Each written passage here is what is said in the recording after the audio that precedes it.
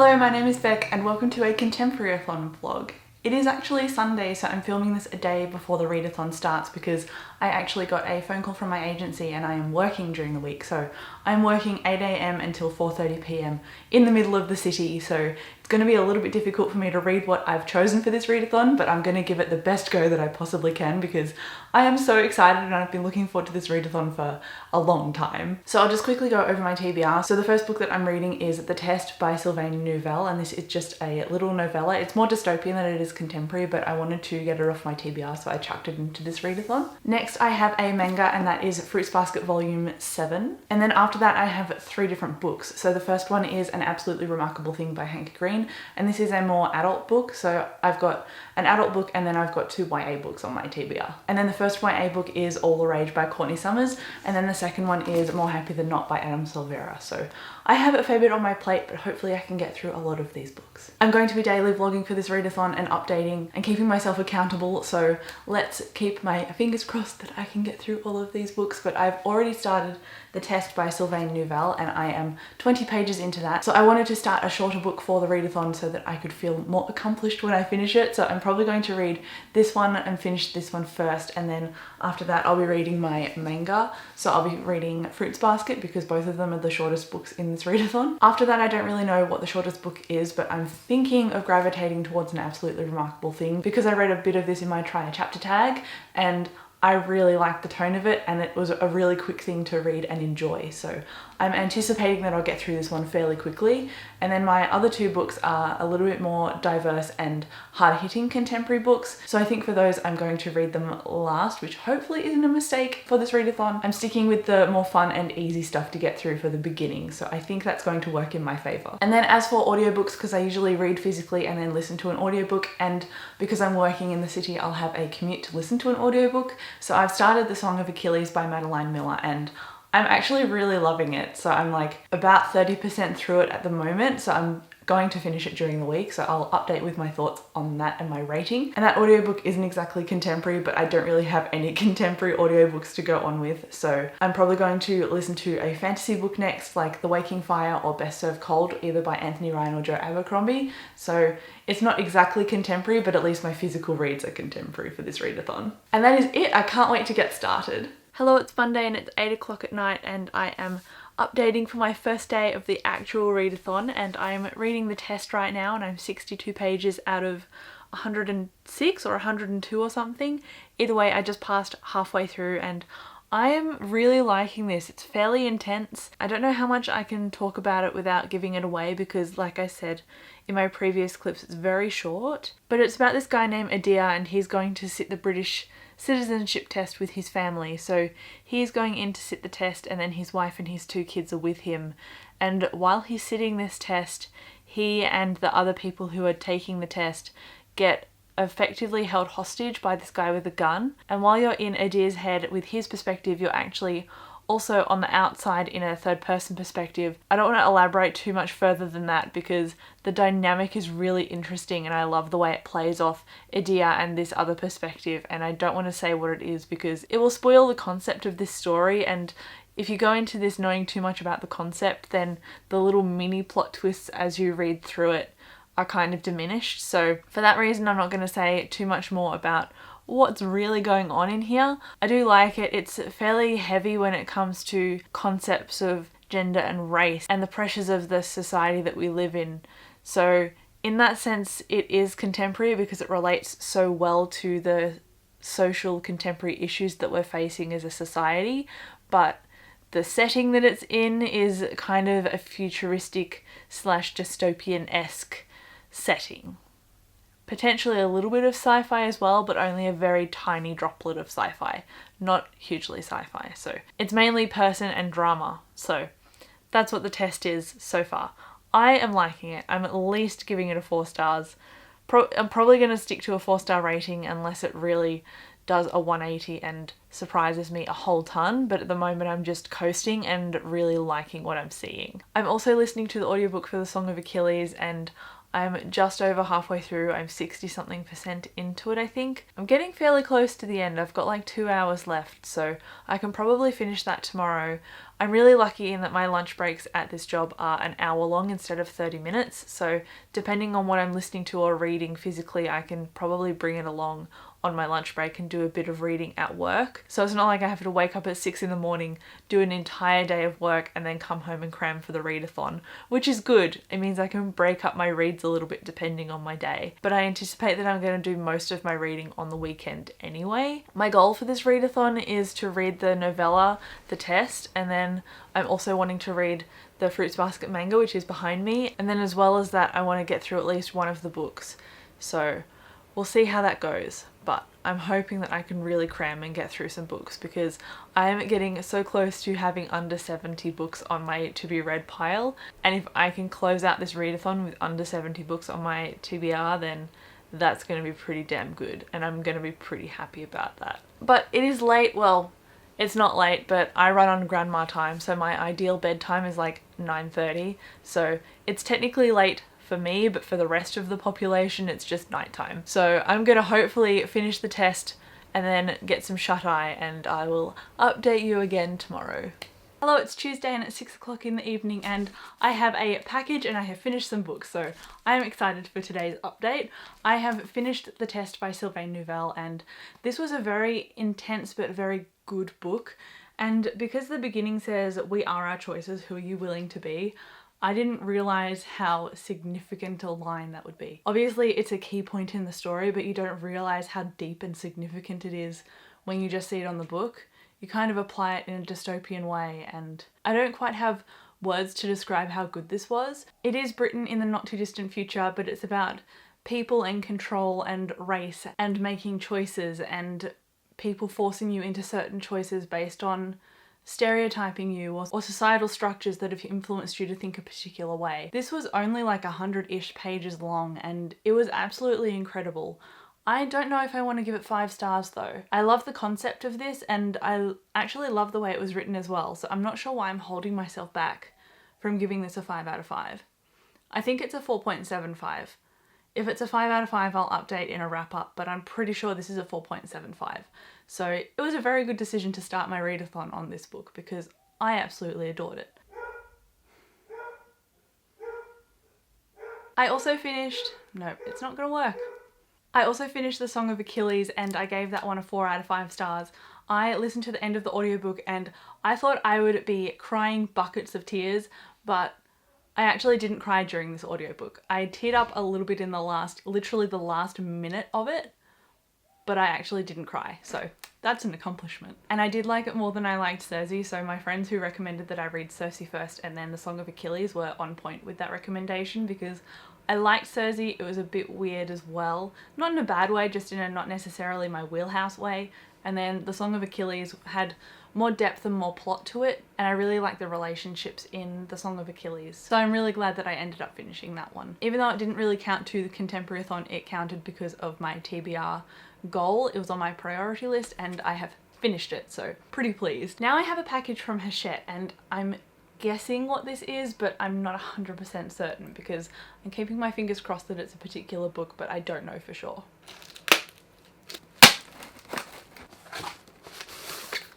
It is what I thought it is. It's Ninth House by Leigh Bardugo, and this was in my quarterly TBR and I was planning on buying it with a little bit of money that I'm making this week, but Hachette have kindly sent this to me for a review, so thank you Hachette. I can't wait to read this book.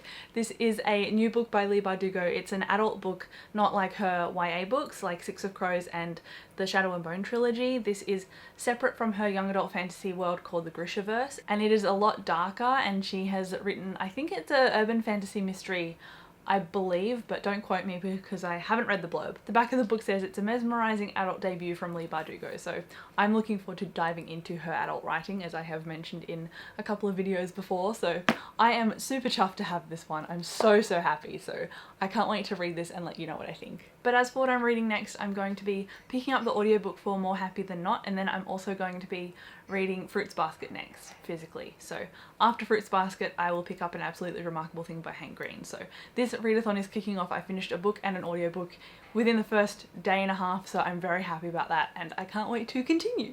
It is 6:30 on Wednesday and I have started More Happy Than Not by Adam Silvera, and I'm actually getting to this one sooner than I thought because I thought next I would read Fruits Basket, which is the manga that I've chosen, but I have actually been able to get this one on audiobook, so I've almost finished it. I'm like 70% through it. I'm at least 70, probably 80, because it's gotten to the plot twisty part of the book and I'm kind of getting that in rapid fire. And I'm really liking it actually. I like the plot twist and the way it's going. I'm not sure what to rate it yet. Obviously I will update again tomorrow and when I have finished this, but this is going to be off my TBR very, very soon. And I really liked another book by him, so I'm hoping that this goes kind of the same way. So because I thought that I would be reading Fruits Basket next, I actually have brought it with me to read for the rest of the week. So I have Fruits Basket and An Absolutely Remarkable Thing, and I don't know which one I'm going to start next. I did get the audiobook for Hank Green's book, so that is potentially next because obviously I'm almost finished More Happy Than Not, but I also have All the Rage. And I want to read at least one of these novels physically. I want to try and churn through it because contemporary is usually not as dense as fantasy and sci-fi. I'll see how I feel because I don't want to kind of push myself into reading one book or force myself into reading one of these when I don't feel like it and I feel like picking up another one. So this readathon is not turning out the way I thought. I thought I would have it all structured and all ready to go, but that is not the case and I'm liking how this is turning out. So I'm just going to try not to stick to the structure too much and just pick up what I feel like next. But logically, the Fruits Basket manga would be the next pick because it's the shortest. So we'll see how this eventuates and I'll update on my thoughts of More Happy Than Not. Hello, it's 6 o'clock on Thursday and I am just dropping in because I've got to dash out, but really quickly, I have just finished More Happy Than Not on audiobook and I gave it about a 3.5 out of 5 stars. It was a very dark book and it focused a lot on the mental health of the main character, but he also didn't really ask anyone for help either, so it was a fairly self-destructive book. And while I really like the plot twist that happened near the end, I don't know if I necessarily like the tone of it overall. I just don't think this was my cup of tea. Even though I didn't dislike it or I didn't love it, it kind of fell in between for me. So I'm glad I read it, I'm glad I finished it, and I'm glad I tried something else by him because They Both Died at the End, which is something else he's written, had me up until like 2 a.m. I finished it in one sitting, so it's nice to know that even though I didn't love one of his books, I'm completely obsessed with one of his other books. So a little bit of variety by this author, and I did go in with higher expectations because I loved that first book that I read so much. But he does have another book called History Is All You Left Me, and I don't actually own that, so maybe I'll try that one as well and see how all of them kind of stack up against each other, I guess. And then I did start An Absolutely Remarkable Thing by Hank Green, and like I said in my try and chapter tag, I love the tone of this. I love the main character. She is 23 and she's accidentally gone viral with this discovery on the internet, and it talks about internet fame and relationships, and I really like it so far. I don't know how much of a percentage I am, but I've read the first couple of chapters on my commute home, so really liking this one. I'm probably going to finish it for this readathon, toggling between the audiobook and this physical copy. And because VidCon Australia has just finished, I didn't end up going this year, and Hank was there, I feel like it's appropriate that I'm picking up this book because I've seen his name on social media recently. So I think this readathon and me picking this up timed itself pretty well. But overall, I'm liking it, and I hope I give it at least a 4 or 4.5, which is what I predicted that I would give this book when I finished. Hello, it's 4 o'clock on Thursday and I've been doing a little bit of reading. Mostly I've been doing some video editing today, so I'm not as far through An Absolutely Remarkable Thing as I thought I would be by now, but I listened to a bit of the audiobook yesterday on the train home. So I read about 3 chapters on audiobook, and now I've listened to and read a combined total of 87 pages out of like 340. So I'm not as far into this, like I said, as I want to be, but I'm going to be reading more of it over the next few days. So hopefully I can get close to or finish this one as well for the readathon. I haven't actually started Fruits Basket at all, and I haven't started All the Rage. So this is what is going to be my priority to finish at the moment. I might just pick up Fruits Basket because I know it's going to be a quick one to get through, and I think I need a little bit of a boost. So that might be what I read this evening because I wanted to film while it still had a little bit of natural light, so I wasn't filming under a downlight all the time for this vlog. I have a pretty packed schedule when it comes to this weekend because even though I don't follow the football in Australia, the AFL Grand Final is happening this weekend, so we're potentially catching up with some friends to go to a bar and... do you mind? And we're potentially catching up with some friends to go to a bar. It's Dave's dad's birthday, and then Dave and I also have something on Sunday night to Monday. So I don't have a lot of time to read because in between events like that I tend to just get tired and want to rest. So I'm hoping that today I can get through a little bit more reading in preparation for when I'm going to be busy socially. As for an absolutely remarkable thing, I'm liking the main character. I like how she's not perfect, and you see in her head how she goes through different levels of understanding herself in terms of getting popular on social media, creating a marketing campaign, and making herself into an image rather than a person, and how the two things contrast depending on how people perceive her. It's a really interesting and very relatable take on social media, and I'm really liking that discussion that this book is raising, because I feel like it's a very valid one, especially with how much I use social media and just people do in general. Like, I mean, I'm making a YouTube video right now, so it's pretty relevant to what I'm doing in my life. This is kind of like the adult contemporary social media version of Sleeping Giants by Sylvain Neuvel. I read the test earlier this week, and that's also by him.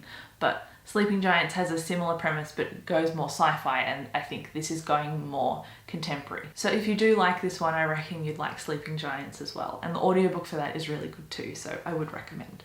But let's see how far I get into this book, because I have a few hundred more pages to read of it yet. Hello, Contemporaryathon has finished, and it is Monday at about 11 o'clock in the morning, and I'm coming in to update what I actually read for Contemporaryathon. I'm really proud of what I read actually, and I'll get into the challenges for the readathon because I don't think I mentioned that at the beginning of this vlog, so I thought I'd kind of include it in my wrap up. So the first challenge was to read a 2019 release, and for that one I read The Test by Sylvain Neuvel. I know this book came out in February this year, so even though it was kind of a dystopian, it riffed off social values, and it was set in the UK. The main character, Tahir, I think it's Tahir, no, it's Adir. The main character, Adir, is trying to sit a British citizenship test with his family, and that's the premise of this book. It is told in Adir's perspective and then in a kind of third person perspective as well. And I said previously that I don't want to spoil what that is because it gives away a little bit of the crux of the story. But this was very dark but very relatable and relevant, and it dealt very much with the way we make decisions and the way we're socialized to stereotype people. And there was also a narrative in here that led to a particular character making decisions for someone else and how they thought they were doing the right thing when really it didn't necessarily turn out the way they thought, because that's how people work, and I liked that it was a fairly unpredictable nature that came through in this story. I gave this one a 4.75. I really liked this book, and I'm going to continue reading what Sylvain Neuvel puts out, because so far with his Sleeping Giants trilogy and this book here, I've really enjoyed all of his writing. So prompt number 2 was read a book with yellow on the cover, and then prompt number 3 was read a diverse contemporary, and for those two prompts I read More Happy Than Not by Adam Silvera, because the creators of this readathon have very kindly said that you can double up as much as you please in this readathon, so that's what I did for this book. This was a young adult contemporary, but it had a sci-fi element to it that kind of flavoured the story. So it followed our main character Aaron, and he's going through some really heavy things regarding grief and his sexual identity. And he's actually gay, but the community he's grown up in is a very poor lower class community, and they're quite violent to anyone who's potentially gay or appears that way.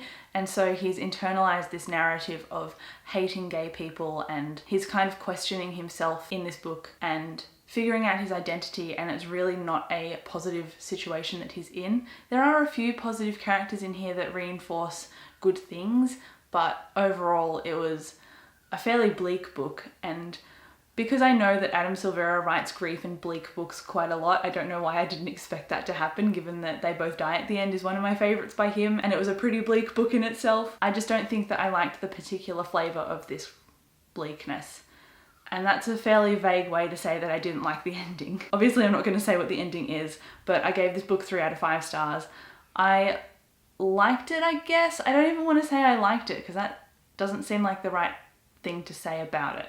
But I guess what I'm trying to say is I enjoyed the way that this was structured. I liked the plot twist in it closer to the end. I just don't like the way that the main character never really asked for help and never was provided help in terms of therapy for the things that he was going through. He kind of just had to muddle through it by himself, and other people shielded him from certain things, and that's not quite right, because when it all comes crashing down, he's the only one left standing to kind of deal with the situation that he's put himself in. So yeah, I wish I enjoyed this one more, given that I gave another book by him 5 out of 5 stars, but I'm glad that I read it. I finished it, it's off my TBR, and I like Adam Silvera's writing, even though this kind of wasn't necessarily for me. So I will continue reading what he puts out because I think he's got a young adult fantasy coming out, so I might give that one a try. But he's also got History Is All You Left Me, which is another contemporary book as well. And that book is also relevant to prompt number 5, which is read a dark or hard-hitting contemporary. So that fitted 3 different prompts in this readathon, which was great.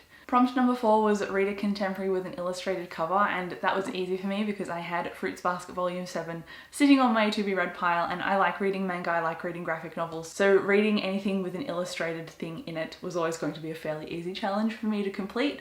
So I'm really glad that I read this one. This is obviously Volume 7, so it's not the beginning of the series, so I can't really tell you what's going on with the characters, but we follow a few key characters that make up the core of this book. But the main character is Toru Honda. Her mother's passed away and she is kind of trying to be independent, and she's a really innocent, do-good type of person. She'll always put somebody else before herself, and that's kind of led her to the situation that she's in. So she's living in a tent by herself and she's trying to make things work and go to school, but she gets found because she's on the Soma property, and the Soma family have a secret, and that's if they get hugged by a member of the opposite sex, they turn into one of the animals of the Chinese zodiac. So in Toru's first interaction with the Soma family, she is found in a tent and she accidentally trips and falls into one of the Soma family, and he turns into a dog, which is a animal on the zodiac, and she finds out their secret very early on. So it's about her kind of living with them and navigating this secret life and meeting more of the zodiac and having these really in-depth, relatable and deep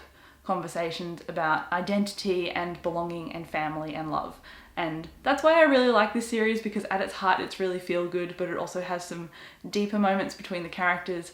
But I felt that that was what was lacking a little bit in this volume. It went off and branched off and focused on Yuki, one of, again, the main characters, but one of the characters that I'm not necessarily in love with. I really like Kyo, and I really like Toru, and I really like Haru. And they were kind of on the peripheral for this volume. So I gave it like 3.5 stars. Even that feels like a disservice because this is a 4-star book, but just the way that I enjoyed it was a 3.5 stars, if that makes sense. Because it focused on Yuki and the school council at their school, and Yuki in a leadership role and figuring out how he felt towards a particular character in this book. I didn't really care, even though I like his character, I just didn't care about the backstory, and I wanted to hear more about the trajectory of Toru and what's going on with her at the moment. And it kind of touched on that near the end, and that's why I gave this volume 3.5, because it kind of lifted up my interest at the end. So I did like it, and this actually fitted more than one prompt on my readathon TBR. So prompt number 6 for this readathon was actually read a book with a plant on the cover, and Julie from Pages and Pens commented on my TBR video, and she was really sneaky and she said fruit is technically a plant, so I could include that for this prompt. So that's what I'm going to do. So I'm going to count this towards my prompt 6. Even though it's kind of not clear and it's not very direct, it still fits and I managed to wiggle it in there. This next book I also had on my TBR to go with prompt number 5, which was read a dark or hard-hitting contemporary, but because I read More Happy Than Not for that challenge, I didn't really get time to complete this one, and I didn't have time to read another book anyway. But it was All the Rage by Courtney Summers, and